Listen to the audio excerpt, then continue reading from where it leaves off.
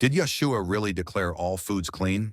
In today's Bible study, we will examine common scriptures often used to claim that eating pork is now allowed.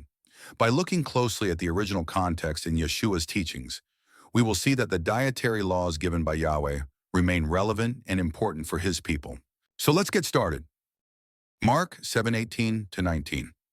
Do you not see that whatever goes into a person from outside cannot defile him, since it enters not his heart but his stomach and is expelled? Thus he declared all foods clean. Common interpretation. Some say Yeshua declared all foods clean here, but this passage is about ritual cleanliness concerning hands, not about types of meat or dietary laws. Acts 10:9-16, Peter's vision. A great sheet descending, being let down by its four corners upon the earth. In it were all kinds of animals. And there came a voice, "What Yahweh has made clean, do not call common." Common interpretation. Used to argue that all animals are now clean, but Peter himself states in verse 28 that the vision was not about food, but that Gentiles should not be called unclean. Romans 14:14.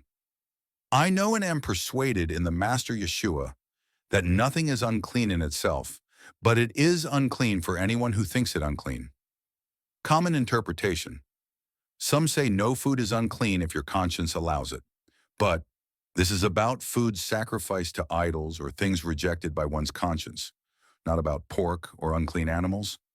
1 Timothy 4:3-5. Foods that Yahweh created to be received with thanksgiving.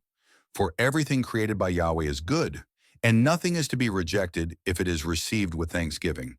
Common interpretation.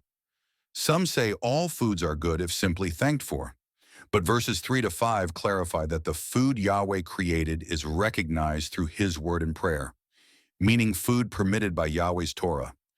Colossians 2:16.